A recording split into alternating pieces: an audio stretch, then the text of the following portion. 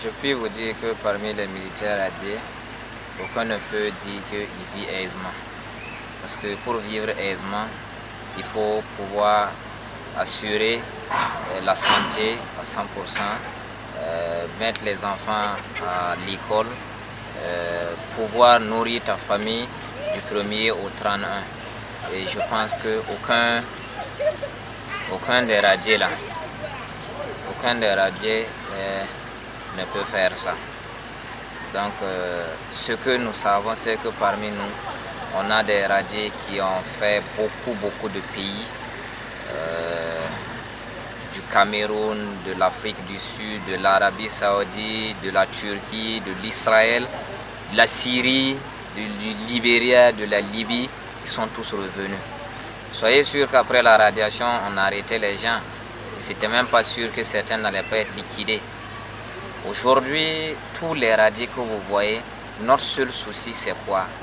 C'est avoir à manger, pouvoir envoyer ton enfant à l'école, assurer le bien-être et préparer l'avenir, parce qu'on ne peut plus préparer une retraite, parce qu'on ne fonctionne plus.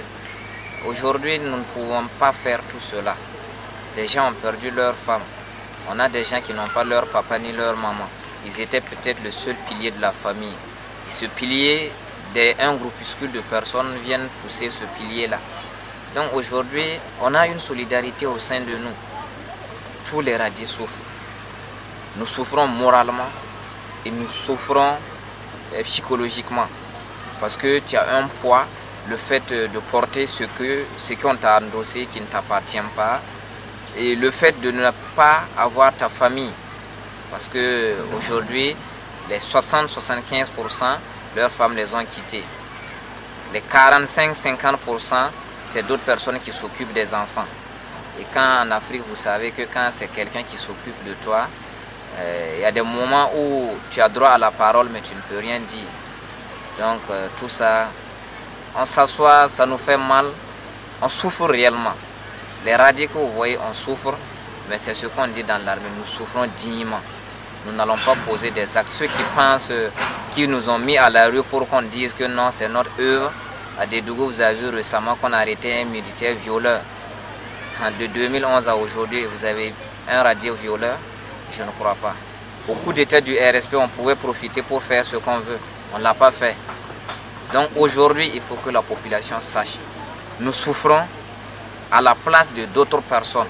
Aujourd'hui, ce qui s'est passé, si vous voyez que tous les militaires s'habillent joliment, qu'ils arrivent à envoyer leurs enfants dans des écoles qui coûtent, qu'ils arrivent à construire, qu'ils arrivent à s'organiser, c'est grâce à ce qui s'est passé en 2011.